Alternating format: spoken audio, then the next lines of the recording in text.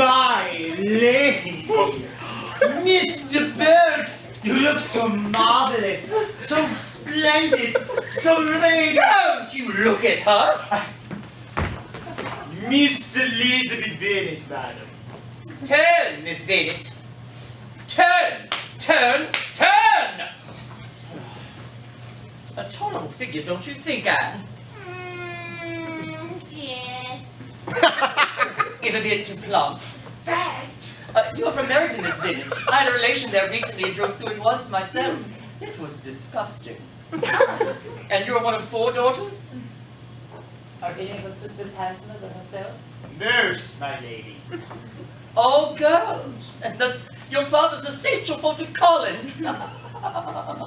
How poorly planned. Germ. Well, the decision was not mine to make, ma'am. Ah, but you shall feel the lesson of it when your father dies. Is he a young man? No. Are any of your younger sisters out in society? All. Are the younger ones out before the elder ones are married? But some of them must be very young. The youngest is only 14, but really, ma'am, it would be unfair for the younger siblings to not have their share of amusement just because the elder may not have the inclination to marry. Disgust.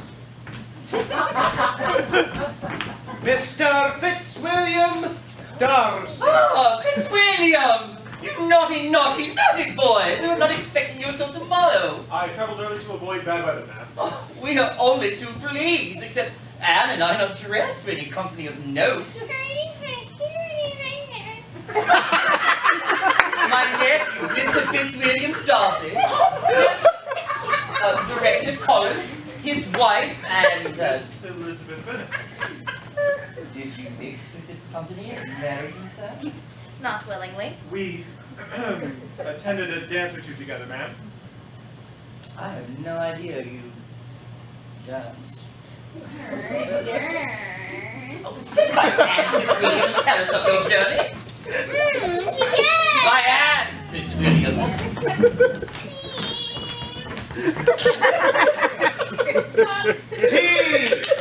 Miss Bennet, do you play? Oh, a little, but not very well. We shall hear you.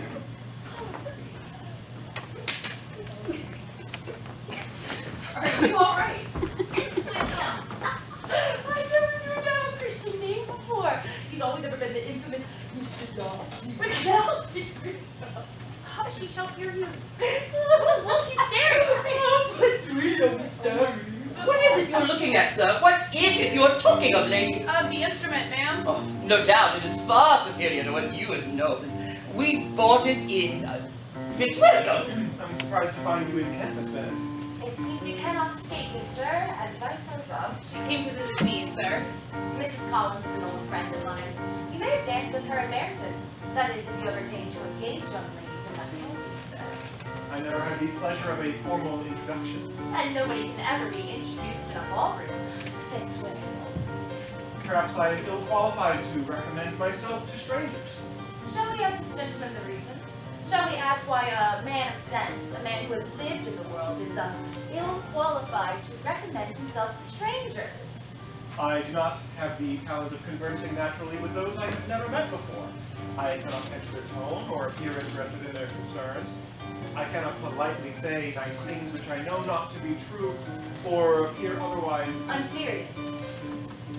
My fingers do not play this instrument in the masterly manner which I know so many women's do, but I know they are capable of expression. They do not hold the same force or rapidity or charm, but I know, Charlotte, that this is my own fault, because I do not take the trouble into practicing. Then, Mrs. Collins, neither of us performs perfectly in front of strangers. What is it you're talking of, Fitzwilliam?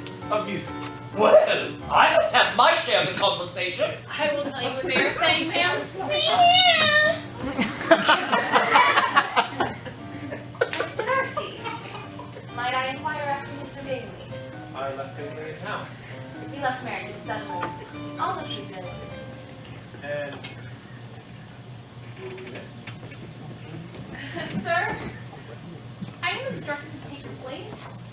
Your aunt wishes you to hear how Mr. Berg would handle an instrument.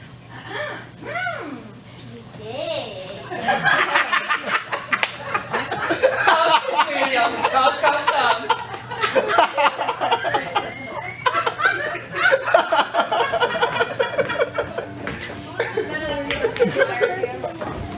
Charlotte, you were speaking nonsense. The one odious. I still find it odd.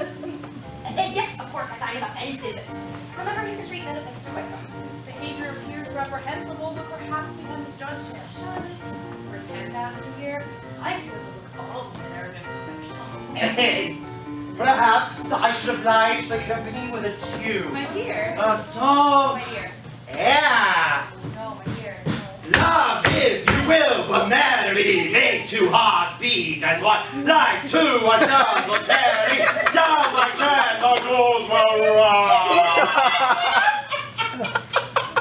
That is, you need to leave her conversation. Oh, but I am sent away. Lady Catherine is arranging a tete-a-tete, a perfect match, for she shall inherit Rosing, and he Pemberley. Together they will have the greatest fortune in England.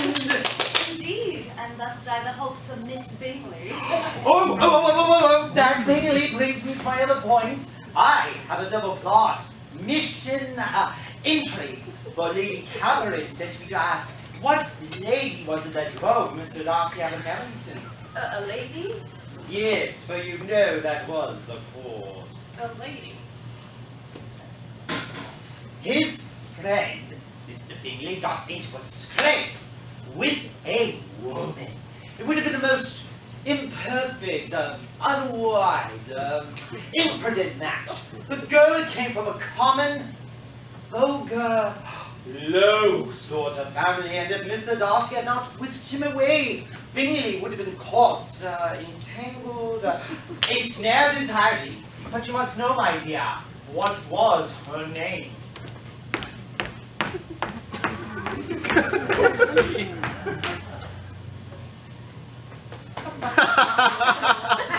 Dinner! Ooh, I like to eat roast goose with stuffing, stuffed up so tight. Am I right?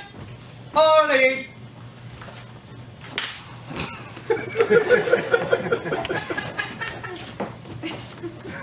I am so sorry. I was wrong about everything the entire time.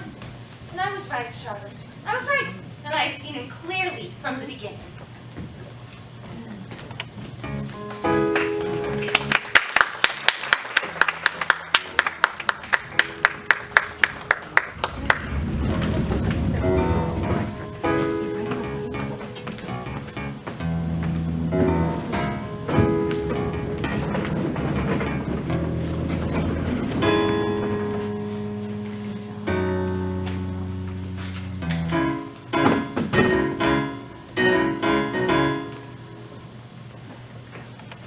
I would say, Lizzie, but I cannot miss both services.